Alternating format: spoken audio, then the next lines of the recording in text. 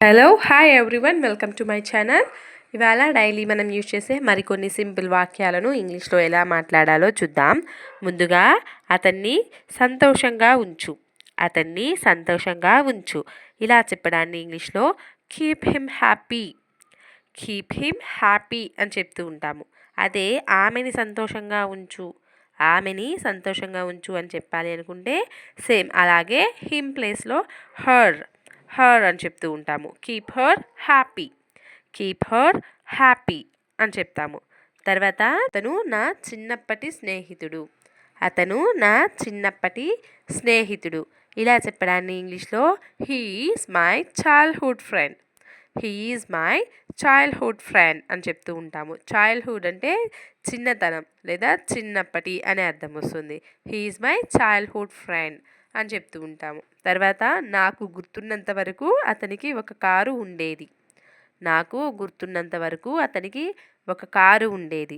ఇలా చెప్పాలి అనుకుంటే as far as I remember he had a car, as far as I remember he had a car అని చెప్తూ ఉంటాము.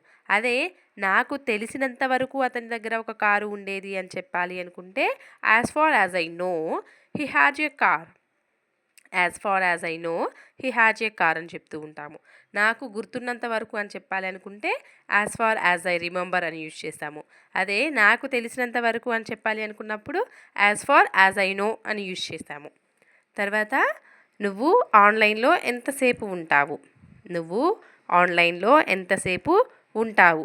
ఇలా అడగడాన్ని ఇంగ్లీష్లో how long will you be online, how long will you be online అని చెప్తాము.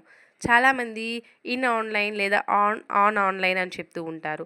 అలా చెప్పకూడదు, just online. How long will you be online అని చెప్తాము. ఫర్ ఎగ్జాంపుల్ ఆమె ఆన్లైన్లో ఉంది అని చెప్పాలనుకుంటే she is online, she is online అని చెప్తాము అంతే. చాలామంది షీ ఈజ్ ఇన్ ఆన్లైన్ లేదా షీ ఈజ్ ఆన్ ఆన్లైన్ అంటూ ఉంటారు. అలా చెప్పకూడదు, జస్ట్ షీ ఈజ్ ఆన్లైన్ లేదా హీ ఈజ్ ఆన్లైన్ అని చెప్తూ ఉంటాము. తర్వాత నువ్వు నాతో అబద్ధం చెప్పించావు, నువ్వు నాతో అబద్ధం చెప్పించావు. ఇలా చెప్పడాన్ని ఇంగ్లీష్లో యు హ్యావ్ మేడ్ మీ లై, యు హ్యావ్ మేడ్ మీ లై అని చెప్తూ ఉంటాం. అంటే అబద్ధం చెప్పడం తన ఇంటెన్షన్ కాదు లేదా తనకి ఇష్టం లేదు, ఆమె ఫోర్సబుల్గా చెప్పించింది. ఇలా చెప్పడాన్ని యూ హ్యావ్ మేడ్ మీ లై, యూ హ్యావ్ మేడ్ మీ లై అని చెప్తూ ఉంటాము. తర్వాత మేమిద్దరం కలిసి చదువుకునే వాళ్ళం, మేము ఇద్దరం కలిసి చదువుకునే వాళ్ళం. ఇలా చెప్పడాన్ని ఇంగ్లీష్లో we used to study together, we used to study together అని చెప్తూ ఉంటాము. అదే మేమిద్దరం కలిసి ఆడుకునే వాళ్ళం అని చెప్పాలి అనుకుంటే సేమ్ అలాగే we used to play together, we used to play together అని చెప్తూ ఉంటాము. తర్వాత నాకు తెలిసినంత వరకు అతనికి ఉద్యోగం రాలేదు, నాకు తెలిసినంత వరకు అతనికి ఉద్యోగం రాలేదు. ఇలా చెప్పడాన్ని ఇంగ్లీష్లో as far as I know he didn't get a job, as far as I know he didn't get a job అని చెప్తూ ఉంటాం. ఇందాక చెప్పుకున్నాం కదా, నాకు తెలిసినంత వరకు అని చెప్పాలి అనుకున్నప్పుడు as far as I know అని యూజ్ చేస్తాము అని. అలాగే as far as I know అని వాడాము ఇక్కడ. He didn't get a job అంటే అతనికి జాబ్ లేదా ఉద్యోగం రాలేదు అనే అర్థం వస్తుంది. అదే నాకు గుర్తున్నంత వరకు అని చెప్పాలి అనుకుంటే ఇందాక చెప్పుకున్నట్లే same as far as I remember అని చెప్తాము. తర్వాత అతనికి తెలిసినంత వరకు ఆమె రేపు వస్తుంది, అతనికి తెలిసినంత వరకు ఆమె రేపు వస్తుంది. ఇలా చెప్పడాన్ని as far as he knows, as far as he knows. ఇక్కడ థర్డ్ పర్సన్ హీ యూజ్ చేసాం కాబట్టి నోకి ఎస్ యాడ్ చేస్తున్నాము. As far as he knows, as far as he knows she will come tomorrow, she will come tomorrow అని చెప్తున్నాము.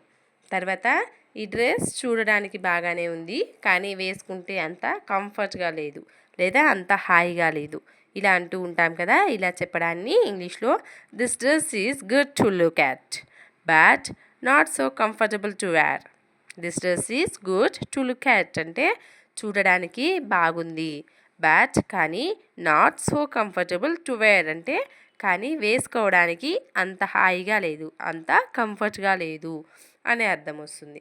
తర్వాత ఎవరో కొట్టినట్లు ఎందుకు అంతగా ఏడుస్తున్నావు, ఎవరో కొట్టినట్లు ఎందుకు అంతలా ఏడుస్తున్నావు ఇలా అంటూ ఉంటాం కదా పిల్లలతోటి.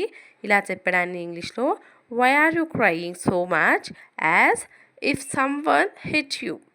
Why are you crying so much అంటే ఎందుకు నువ్వు అంతగా ఏడుస్తున్నావు. As if someone hit you అంటే ఎవరో కొట్టినట్లుగా అనే అర్థం వస్తుంది. తర్వాత నువ్వు నీ తప్పుని ఒప్పుకోవు. నువ్వు నీ తప్పుని ఒప్పుకోవు ఇలా చెప్పడాన్ని ఇంగ్లీష్లో you don't admit your mistake. You don't admit your mistake అని చెప్తూ ఉంటాము. తర్వాత ఏం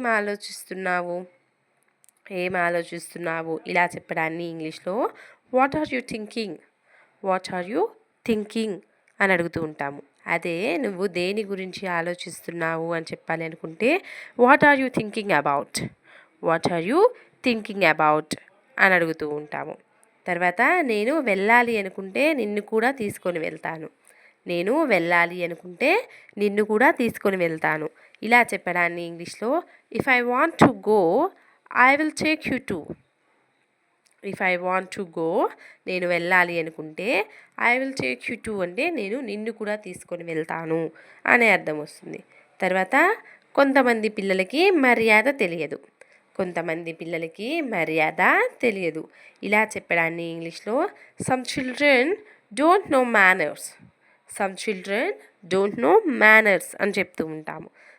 తరువాత నేను కొంచెం బిజీగా ఉన్నాను తర్వాత కాల్ చేస్తాను. నేను కొంచెం బిజీగా ఉన్నాను తర్వాత కాల్ చేస్తాను ఇలా చెప్పడాన్ని ఇంగ్లీష్లో I am a little bit busy and will call you later. I am a little bit busy and will call you later అని చెప్తూ ఉంటాము. I am a little bit busy అంటే నేను కొంచెం బిజీగా ఉన్నాను. విల్ కాల్ యూ లేటర్ అంటే నేను నీకు మళ్ళీ కాల్ చేస్తాను అనే అర్థం వస్తుంది. నీ మాటలతో ఆమెని ఇబ్బంది పెట్టకు. నీ మాటలతో ఆమెని ఇబ్బంది పెట్టకు అని చెప్పాలి అనుకున్నప్పుడు ఇంగ్లీష్లో don't bother her with your words. Don't bother her with your words అని చెప్తూ ఉంటాం. తర్వాత నేను నిన్న చెప్పిన విషయం మర్చిపోయావా. నేను నిన్న చెప్పిన విషయం మర్చిపోయావా ఇలా అడగడాన్ని ఇంగ్లీష్లో have you forgotten what I said yesterday. Have you forgotten అంటే నువ్వు మర్చిపోయావా. వాట్ ఐ సెడ్ ఎస్టర్డే అంటే నేను నిన్న చెప్పిన విషయం అనే అర్థం వస్తుంది.